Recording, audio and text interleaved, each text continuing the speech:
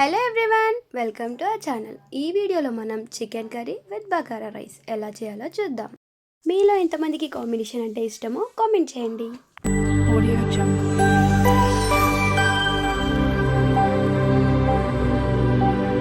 Audio Jungle. కరివేపాకు, పుదీనా, carrot, కొత్తిమీర అండ్ గ్రీన్ చిల్లీ బాగా వాష్ చేసి కట్ చేసి పక్కన పెట్టుకోండి. ఆ తర్వాత పాన్ పెట్టుకొని దాంట్లో ఆయిల్ వేసి సాజీరా, బిర్యానీ స్పైసెస్ అన్నిటిని యాడ్ చేసి కరివేపాకు, పుదీనా, కొత్తిమీర, క్యారెట్ వేసి బాగా కలపండి. ఆ తర్వాత పచ్చిమిర్చి కూడా వేసి బాగా కలపండి. ఇప్పుడు దీంట్లో అల్లం వెల్లుల్లి వేసి పచ్చివాసన పోయే వరకు బాగా కలపండి. ఆ తర్వాత కొంచెం సాల్ట్ కూడా వేసి బాగా కలపండి.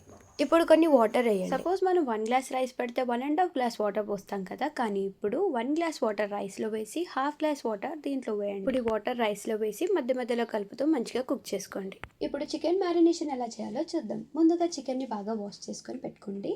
ఆ తర్వాత దీంట్లో కారం, ఉప్పు, పసుపు, అల్లం వెల్లుల్లి వేయండి. ఆ తర్వాత దీంట్లో సాజీరా, బిర్యానీ స్పైసెస్ అన్నిటిని యాడ్ చేసి గరం మసాలా కూడా వేయండి.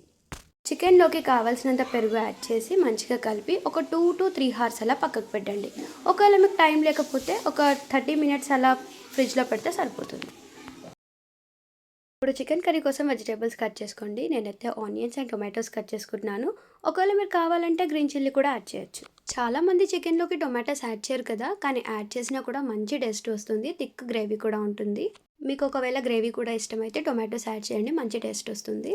ఇప్పుడు ఒక కడాయి తీసుకొని దాంట్లో కావాల్సినంత ఆయిల్ యాడ్ చేసి సాజీరా, బిర్యానీ స్పైసెస్ అన్నింటినీ యాడ్ చేయండి.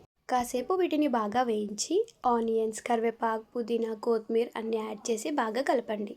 ఆ తర్వాత అల్లం వెల్లుల్లి వేసి పచ్చివాసన పోయే వరకు బాగా కలపండి. ఆ తర్వాత ఇందాక మ్యారినేషన్ చేసుకున్న చికెన్ని వేసి బాగా కలపండి. కింద నుంచి పైన వరకు ఇలా నీట్గా కలపండి. ఆ తర్వాత కాసేపు లిడ్ పెట్టి మంచిగా ఉడకనియండి. కాసేపు ఆగి మంచిగా కలపండి. ఇప్పుడు కొన్ని టొమాటోస్ కూడా యాడ్ చేసి బాగా కలపండి. ఇదంతా బాగా ఉడికే వరకు కాసేపు లిడ్ పెట్టి ఆగండి. ఆ తర్వాత కొంచెం చికెన్ మసాలా వేసి మంచిగా కలిపి కాసేపు ఆగండి. వేడి వేడి బగారా రైస్లో చికెన్ కర్రీ వేసుకొని తింటే చాలా టేస్టీగా ఉంటుంది. మీరు కూడా ట్రై చేయండి. Thanks for watching.